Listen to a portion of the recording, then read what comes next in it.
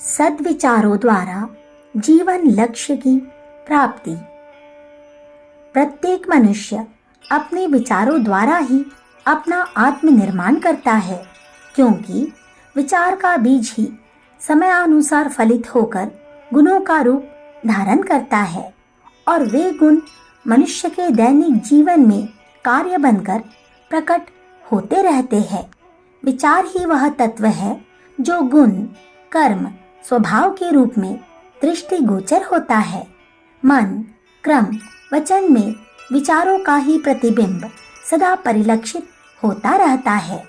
मानव मनोभूमि में सत और असत दो प्रकार के संकल्प काम करते रहते हैं। भलाई और बुराई दोनों ही ओर मन चलता रहता है।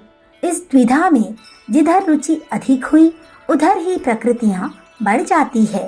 यदि असत मार्ग पर चला गया तो अपयश, द्वेष, चिंता, दैवी प्रकोप, शारीरिक और मानसिक अस्वस्थता, दारिद्र्यता एवं अप्रतिष्ठा प्राप्त होती है। और यदि सत मार्ग का अनुगमन किया गया तो प्रशंसा, प्रतिष्ठा, प्रेम, सहयोग, संतोष, दीर्घ जीवन, शारीरिक और आत्मिक बलिष्ठता एवं सदा आनंद ही आनंद का रसास्वादन होता है। दो प्रकार के विचार ही मनुष्य समाज को दो भागों में बांटते हैं, सुखी या दुखी, रोगी या निरोगी, दरिद्र या संपन्न, दुष्ट या सज्जन, पापी या पुण्यात्मा, निंदित या पूज्य, प्रसन्न या चिंतित आदि द्विविधि श्रेणियां केवल मात्र द्विविधि विचारों द्वारा ही विनिर्मित होती है। अधिक संख्या में जन समुदाय का मानसिक धरातल परिमार्जित नहीं होता। उसमें पाश्विक वृत्तियों की प्रधानता रहती है।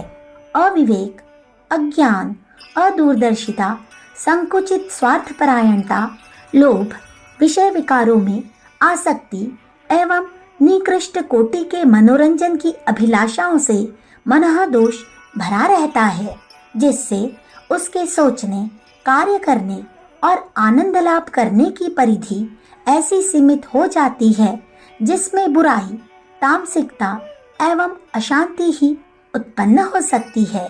इसी कटघरे में अधिकांश लोग बंद रहते हैं।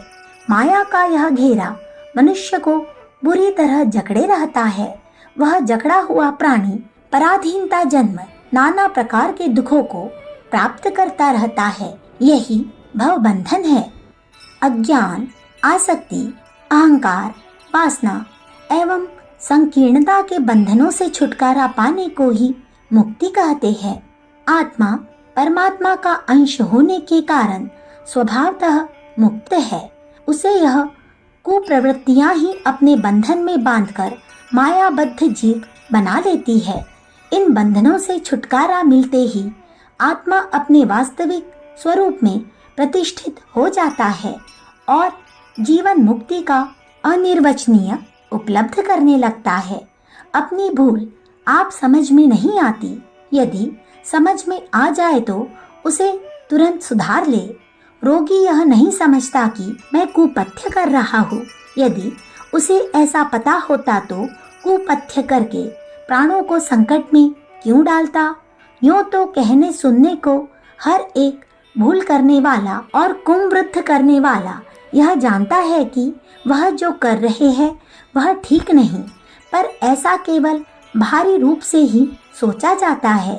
यदि अंतःकरण के गहन अंतराल को सच्चे हृदय या कुपथ्य की बुराई मालूम हो जाए तो उसे छोड़ते हुए देर न लगे। बात माया बंधन के बारे में है। स्वार्थ, वासना के निकृष्ट सुख में लोग वैसे ही अनुभव करते रहते हैं जैसे कुत्ते सूखी हड्डी चबाकर मसूड़े छिलने से निकलने वाले रक्त को ही चाटता है और रक्तपान का अनुभव करता है। यदि मानव मन की अनुभूति अंतःकरण के गहरे अंतराल में होने की माया बंधन के कटघरे में जो सुख है क्रमवश सुख लगता है, वस्तुतः वह भारी, घाटे विपत्ति का कारण है तो उसे अपने बंधनों को तोड़ने में निश्चय ही तत्परता हो जाएगी। इस अनुभूति के लिए ही आध्यात्मवाद समस्त शिक्षा और साधना है। इस श्रेय मार्ग पर चलने वाला सत का महत्व समझ जाता है। वह सद्विचारों को अपनाता है जिससे सुदूर और सत् कार्यों में उसकी प्रवृत्ति होती है और धीरे धीरे वह सत्पुरुष बनता हुआ सन्मार्ग पर चलता हुआ जीवन लक्ष्य को प्राप्त कर लेता है। अखंड ज्योति, मार्च सन 1950, पृष्ठ संख्या 15-16। हमारे YouTube चैनल विचार क्रांति दूत अखंड ज्योति पत्रिका को सब्सक्राइब करें एवं अगली वीडियोस प्राप्त करने के लिए बेल आइकन दबाएं। धन्यवाद।